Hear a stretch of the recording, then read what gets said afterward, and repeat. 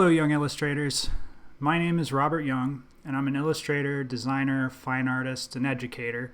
And today we're going to talk about business cards, mailers, and leave-behinds.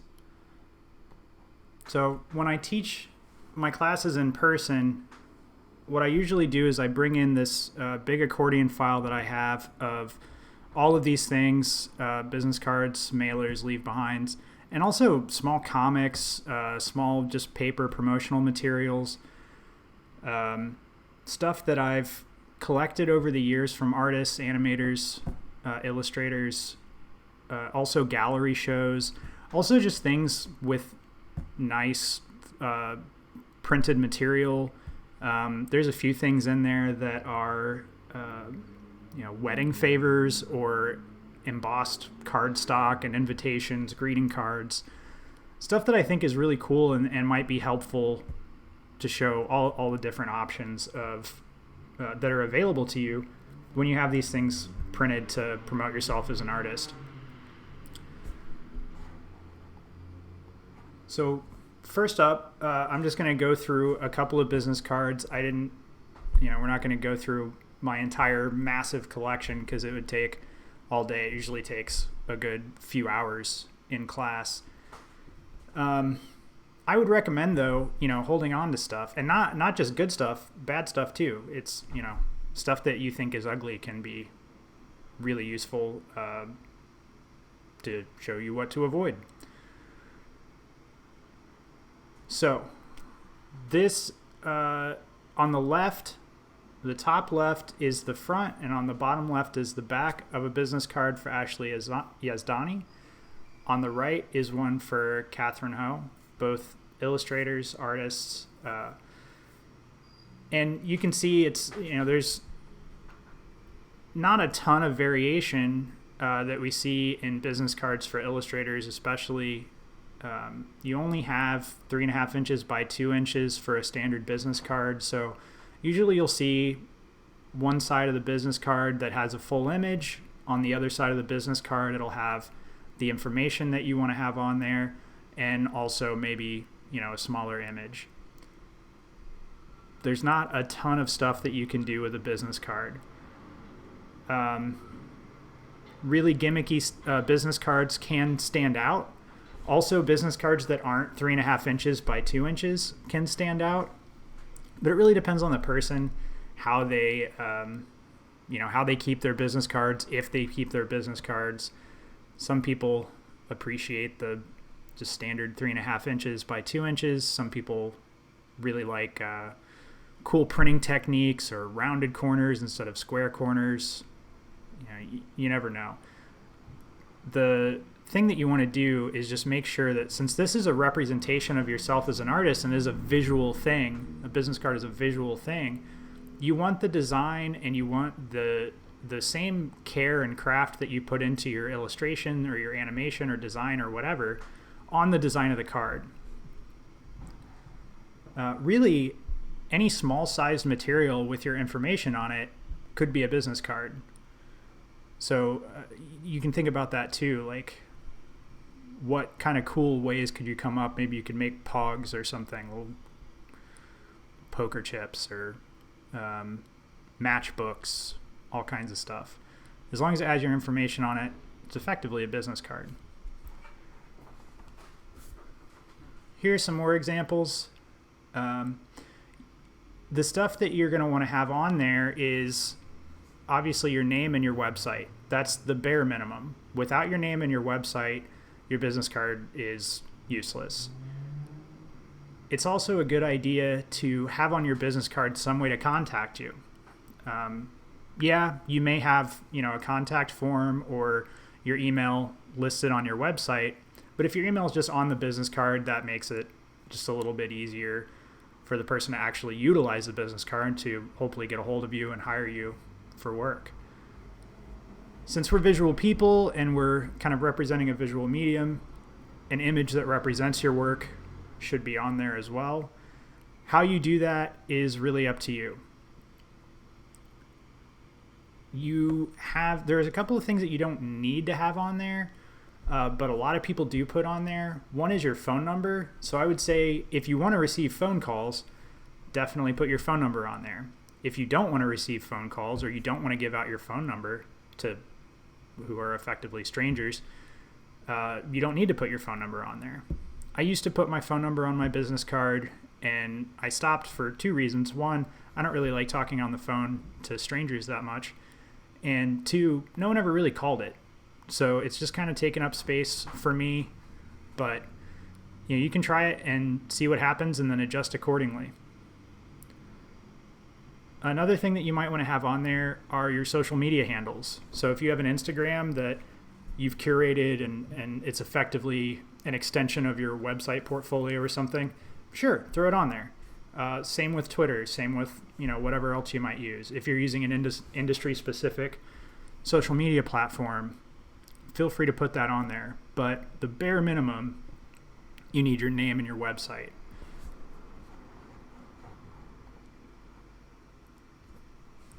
So here's two of my business cards. The one on the left is my current business card, which honestly at this point is probably over 3 years old.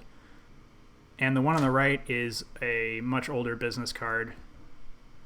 The one on the right was definitely made before I had a good handle on how to design things to work with my illustrations, or even to design things that I feel like look nice. So the one on the right, there's some questionable decisions there design-wise. It was also pretty hard to read parts of it. On this video, it might be too hard to read just because they're kind of small.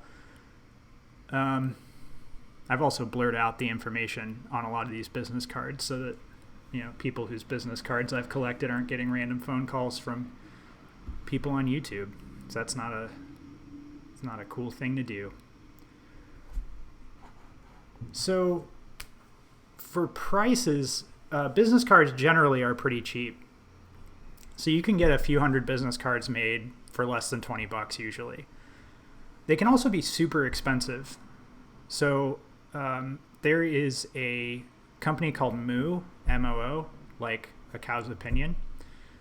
And they have very, very nice business cards. You have a lot of options for the paper stock, weight, quality, different printing effects like foil or embossing or spot varnish.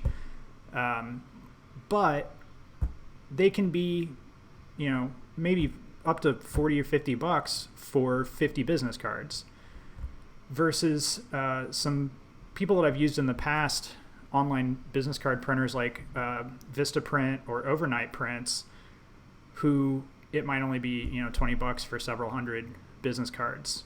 All of these companies have promotions occasionally, so you can keep an eye out for when there are coupons or when there's some sort of sale or something. But another thing that you can do is you can have your really high-end, super fancy printed business cards that you only give out to maybe dream clients or something. Now, obviously, you don't need to tell them that. You don't need to tell the people who aren't getting the fancy business card that there's another business card that's even fancier that they're not getting because they're not a dream client. That's usually not a good business maneuver. But yeah, so there's no reason why you can't have two business cards and kind of use them differently. Also, if you're doing a convention or you're tabling somewhere or you're leaving a stack of business cards somewhere for people to pick up, that's a good opportunity to use those less expensive business cards because it's really untargeted. You don't really know who they're getting to. You're not spending as much money on business cards, but that's also a personal choice. If you want to leave out the expensive business cards for everybody, go for it.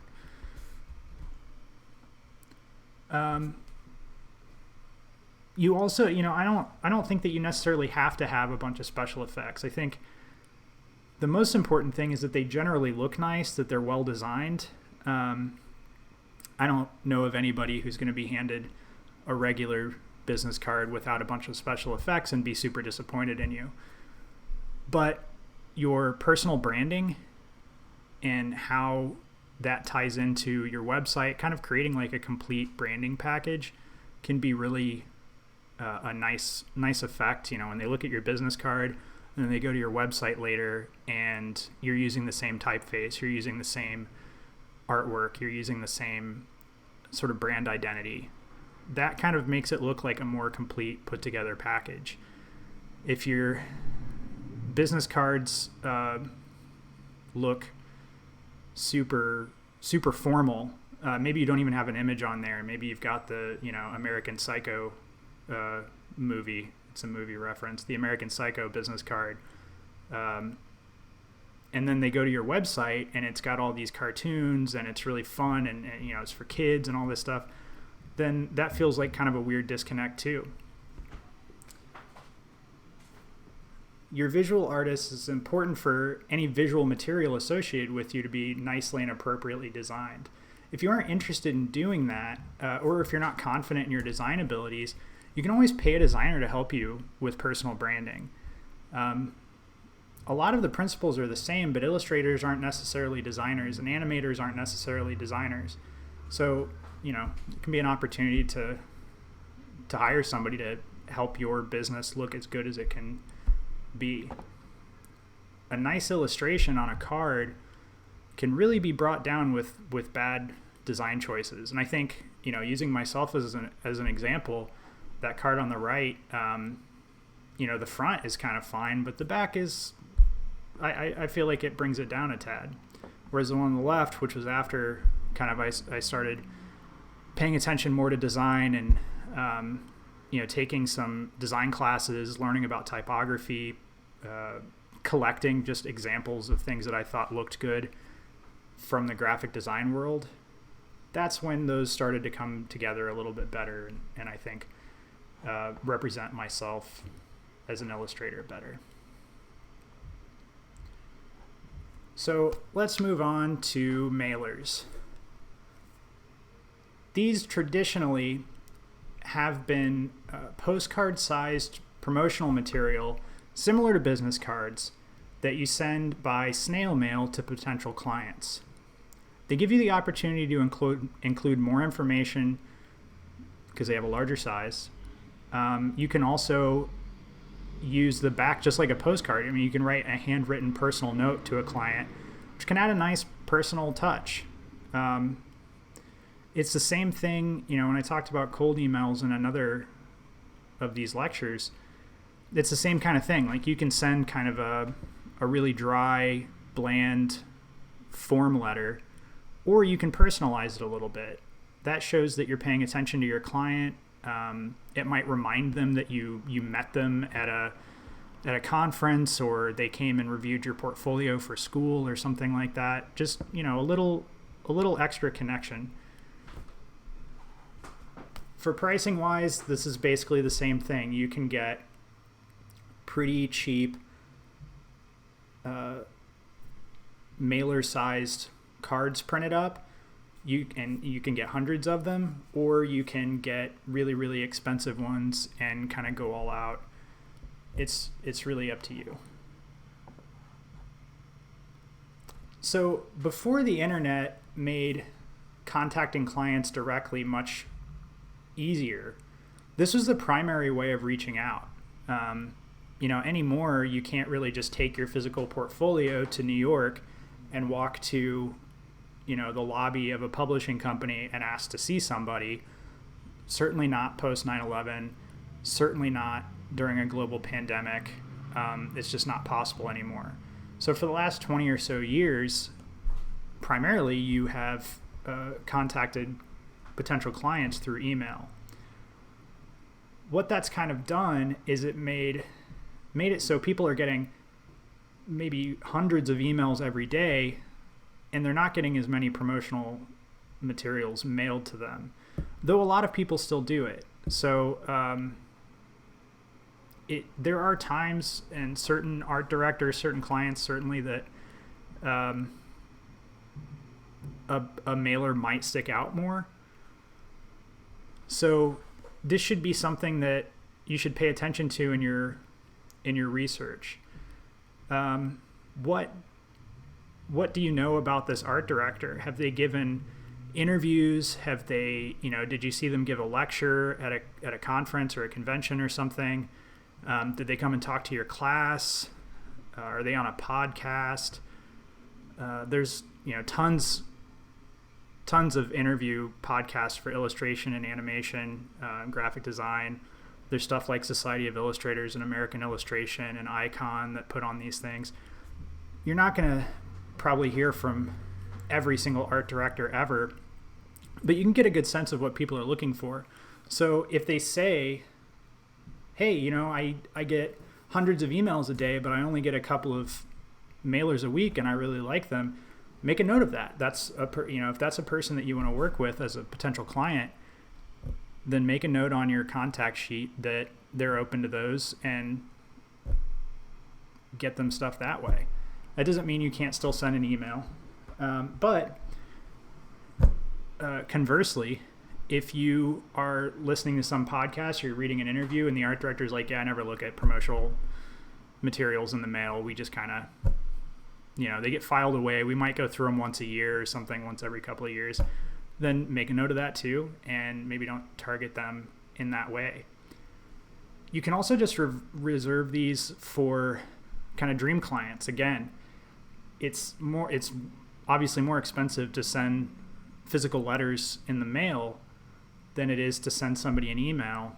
So you don't have to send physical promo material to every single person you want to work with, especially if you've got hundreds of people on your client contact sheet.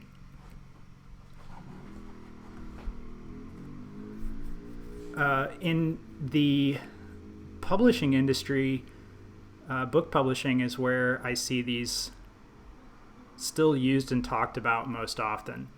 So I think people still use them a little bit for editorial and maybe for some other stuff too, but for the most part it is the book publishing industry where I see this. But you can also use these as leave behinds. So let's say you get an opportunity to have an in-person review of your portfolio with an art director or a meeting or something. If you're an animator, maybe it's a pitch meeting. Maybe it's a job interview for an in-house job. It's a good thing to have as a leave behind. If you're a student and you go on a visit, like my students in January of this year, we went to Hachette and met with an art director there, and a couple of my students just had postcards with them and just left them behind.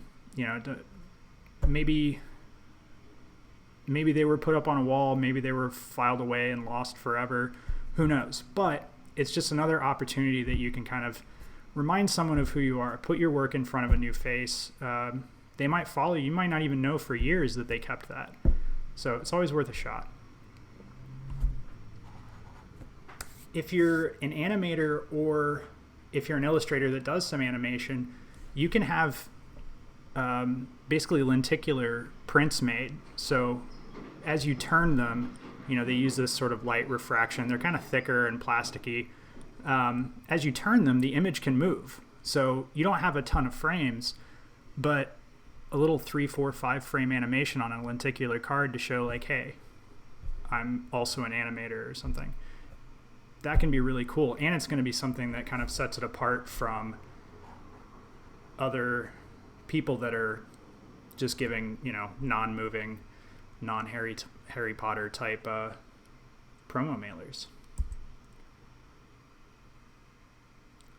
So here are just some examples of kind of postcard-sized promo mailers. A lot of them basically just look like postcards. They even have the split on the back. You do have to keep in mind that if you're going to mail it, that you're putting a stamp on there. So you're not going to want to put, important information where the stamp needs to go. There are also sizes that specifically can be mailed. So if you're going to mail them, you want to make sure that it is is defined as a postcard size, and that it's something that's not going to get thrown out, or that you're not going to need like extra postage to send it in the mail. Another thing that you can do with these is promote a specific thing. So here's one for an art show that I went to in Indianapolis years ago.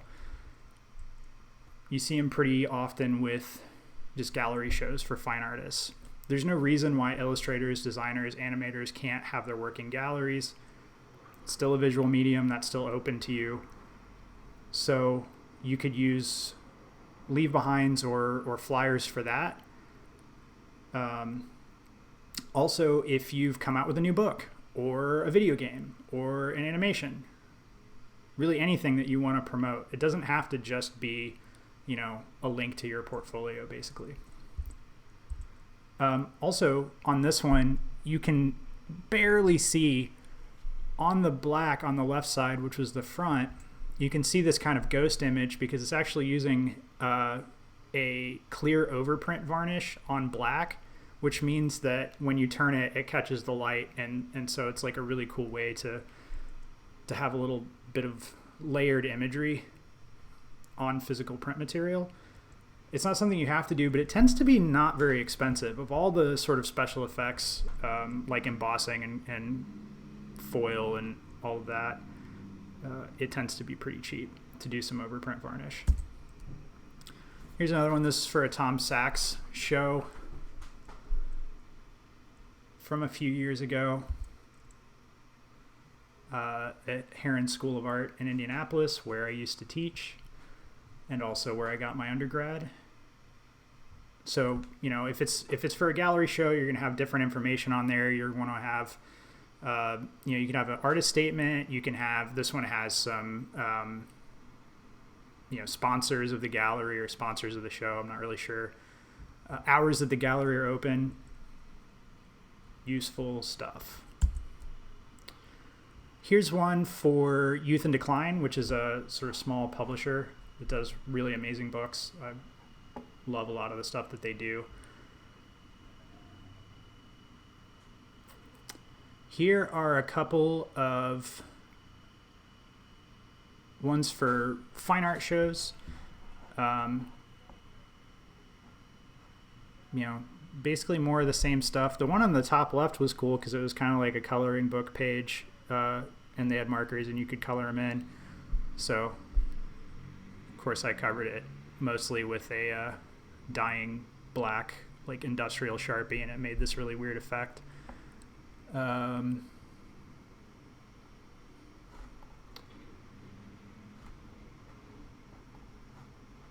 Here is the back of those. Probably too small to read, but it's just basic gallery information. Nothing crazy. Here's one of the ones that I like to show. It works because it has all the information on it that you need, but it's pretty gaudy. But it's also for a pro wrestling event that was in Baltimore several years ago when I lived there and was going to school.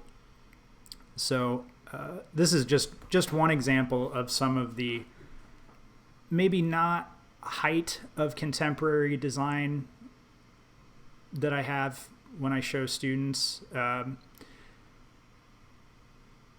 Not to like poke fun at it necessarily, but it makes it really jumbled. It's kind of hard to see. So with all due apologies to Matt Hardy and Rikishi, here's an example of a pretty busy, cluttered promo mailer. You can also use different formats of things. So people like objects that do something, help them out in some way, or that kind of stick out a little bit. So this is one that I picked up probably at a comic convention. I really don't even know at this point. I always grab the cards and postcards and bookmarks and stuff. But it's a bookmark. Here is one that was not for promotional material. This is actually a favor at a friend's wedding. Just, pretty common practice. But there's no reason why this couldn't be a business card or a piece of promotional material that you give to somebody that's going to stick out a little bit differently, that's I mean, it is useful. It's matches. People can use those to light things on fire. But it's just a different physical format. Here's one that's really cool. It's kind of hard to see what's going on here, but it is, probably the size is like between a business card and a postcard, but it folds out in different sections. So, you can fold it out in different ways and it'll mismatch the heads and the bodies and all of that stuff. A really cool leave behind thing. It's something that's going to stick out a little bit different from just a plain business card or a plain postcard. And they're not too difficult to make. So little tiny books can be really useful. Speaking of little tiny books, this was just a little notebook. You can have tiny notebooks printed with your information on them. This was for the College for Creative Studies, obviously. But I've seen people do this with their own work. You could even on the inside have, in addition to lined notebook pages or unlined sketchbook pages or whatever, just have little bits of your work in there, which I think this actually did. Here's another one, similar idea. This was for the MFA ILP program at MICA, which I'm a graduate of. Same thing, they were using it to promo the program and just give away this little thing, have people maybe think about this program or prospective students or whatever. But you could use it with your own information. It could have, your website, your email on there. People can contact you.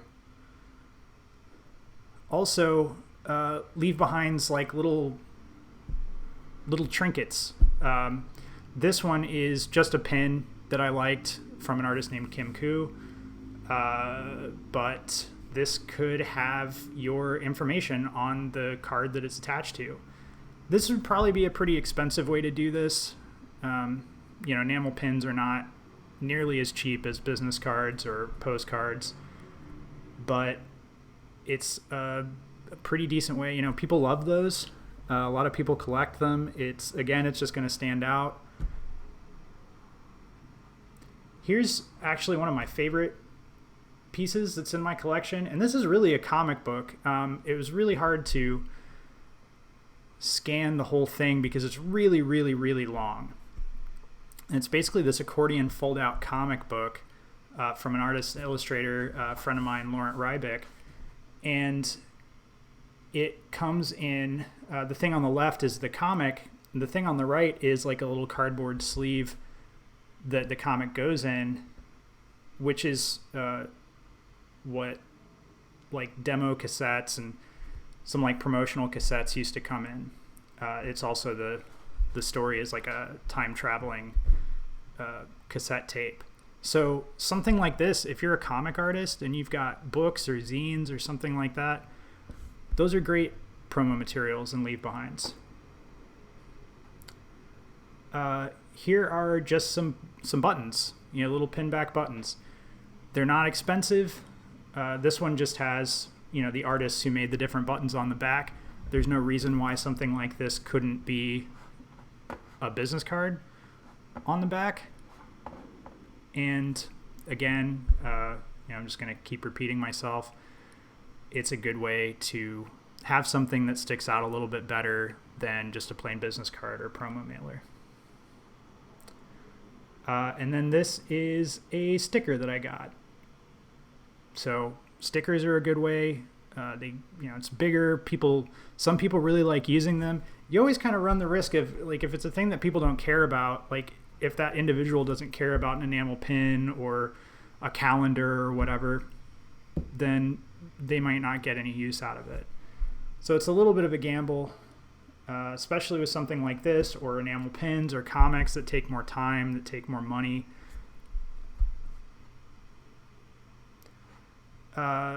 Calendars are something that I've seen, stationery books, blank postcards that people would basically use to send to their loved ones. Notebooks, matches, stickers, all kinds of stuff. Like, really, what you're going to want to do is, if you're going for, you know, a non-standard promotional material thing, is just think about what are cool ways that make sense with your work that you can afford, that you think the people that you want to work with are going to appreciate and remember and hold on to, and try to make those things. You definitely don't have to.